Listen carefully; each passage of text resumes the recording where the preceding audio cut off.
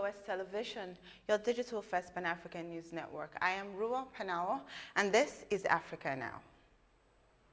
We begin with matters of security across the African continent. The operation against rebels in Chad who have been on the offensive that led to the death of President Idriss Deby is over, and the situation in the country has returned to normal, said the Chadian army on Sunday.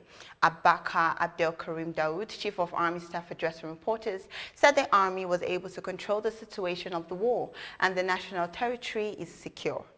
To celebrate the end of operations in the west of the country and victory, the Chadian army in several hundred vehicles and armored vehicles returned to N'Djamena, the capital city, and presented 156 rebel group front for change and conquered prisoners to the press, as well as many seized vehicles.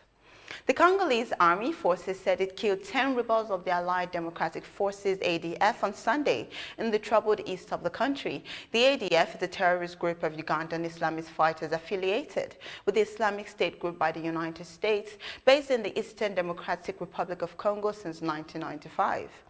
The group has been accused of murdering more than 1,000 civilians since November 2019 in Beni alone. The offensive kicked off last Thursday in North Kivu and Ituri provinces, with army and police officers assigned to replace civilian authorities under a 30-day state of siege. At least 7 al-Shabaab militants have been killed by the Somali National Army after it conducted operations near Mahaz district in Hiran region in central Somalia. Speaking at the state-owned radio in Mogadishu, Mohammed Hassan Ibrahim, army commander of the Hiran region, said that 17 other al-Shabaab militants were also injured and an armored vehicle of al-Shabaab was burned down by government forces during the operation. He stated further that the operation was aimed at liberating areas still under al-Shabaab militants and making sure the main roads are safe for movement. Still on Somalia, a suicide bomber killed 2 police officers and 4 civilians in Mogadishu's Waberi police station on Sunday evening. The police say the suicide bomber detonated his vest at the front gate of the police station. Somalia's president and prime minister have extended their profound condolences to families and all the people of Somali people for the loss of lives and properties in the attack.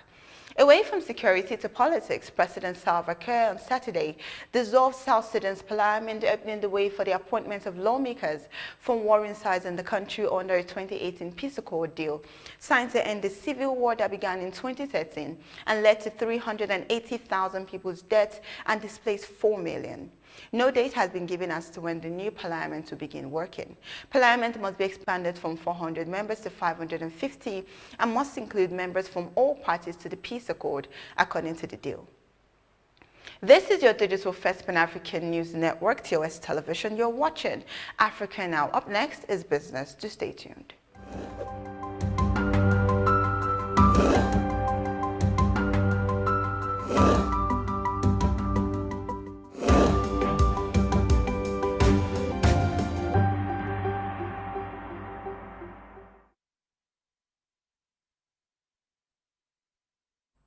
Welcome back. And on the business scene in Nigeria, Godwin Emefiele, governor of the Central Bank of Nigeria, CBN, revealed that the bank has disbursed 83.9 billion naira to healthcare practitioners and pharmaceutical companies in the country to help with the effects of the COVID-19 pandemic. He placed emphasis on the fact that a robust healthcare infrastructure was of utmost importance, thus warranting the support of 26 pharmaceutical and 56 medical projects across the country.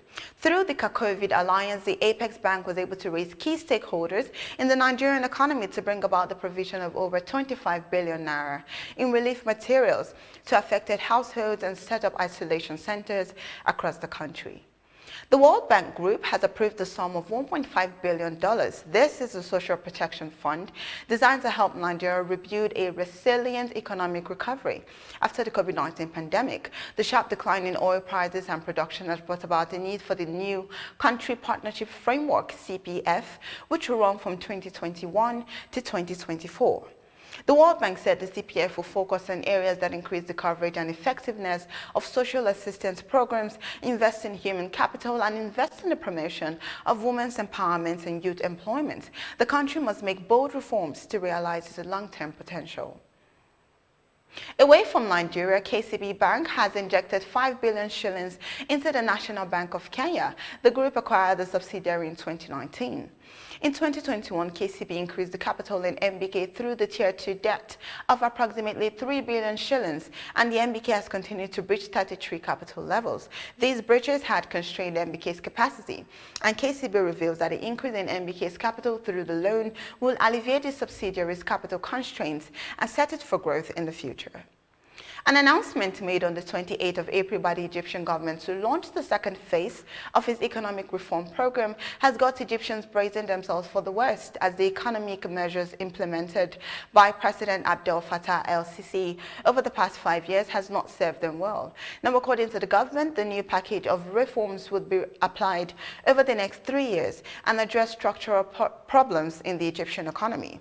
Prime Minister Mustafa Madbouli had revealed to the public that the government would maintain food subsidies, spending on education, health and social welfare in the next 3 years. There are fears, however, that the reforms will add pressure on the people. Port operator DP World has signed an agreement with the Democratic Republic of Congo to amend its contract for a 30-year port concession. While DP World did not reveal the date of the amendments, it is known they were made to better support President Felix Tshisekedi's development plans in the trade and logistics sector. The port operator intend on starting the development of the deep-sea banana port. At the time, DP World said it will hold a 70% stake, leaving the remaining 30% with the government. Construction was to start that year and be completed within 2 years. This is your digital first Pan-African news network, TOS Television. You're watching Africa Now. More stories after the break. Do stay tuned.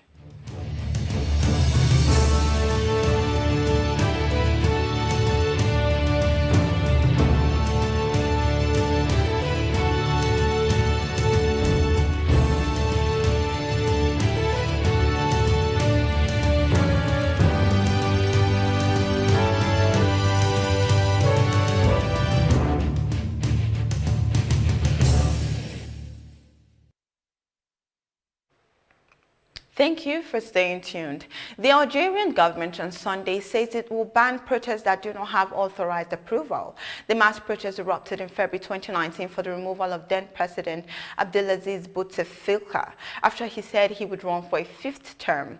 Despite stepping down in April 2019, the protesters continue to demand the removal of the entire ruling elite, an end to corruption, and for the army to quit politics. All protests would need permit that specify the names of organizers and the start and finish time for the demonstrations, according to the Interior Ministry. Failure to comply with the procedures will result in violating the law and the Constitution, the ministry further stated. Covering the Eid holiday, Tunisia on Sunday has begun a week of coronavirus restrictions. The restrictions include mosques, markets and non-essential shops to be closed, a ban on gatherings and family or cultural celebrations, banned and traveling between regions forbidden. Instead of 10 p.m., the overnight curfew will begin at 7 p.m. each day until 5 a.m. Hospitals in the country are battling to control the unprecedented soaring COVID-19 cases, with more than 500 people currently in intensive care units. A country of almost 12 million people, Tunisia has officially recorded more than 319,000 coronavirus cases and 11,350 deaths. The United Nations Office for the Coordination of Humanitarian Affairs in Somalia says that at least 25 people, that include children, have been killed in the past week due to heavy rains in several parts of Somalia. The UN office said an estimated 25,000 people in 15 villages in Jowar are affected by river and flooding. People in 8 villages have been displaced, and farmlands overwhelmed with the floods already exacerbating significant food security concerns. Somalia is on the front line of climate change, and the frequency of climate-related disasters is increasing rapidly, says the UN office. And that is Africa Now. For more updates, do visit our website at www.toscbnetwork.com. Do also follow and like our social media handles on Facebook, Twitter, and Instagram. And remember to subscribe on YouTube. Do stay with us and enjoy more programs on TOS Television Network. I am Ruel Panawo. Thank you for watching.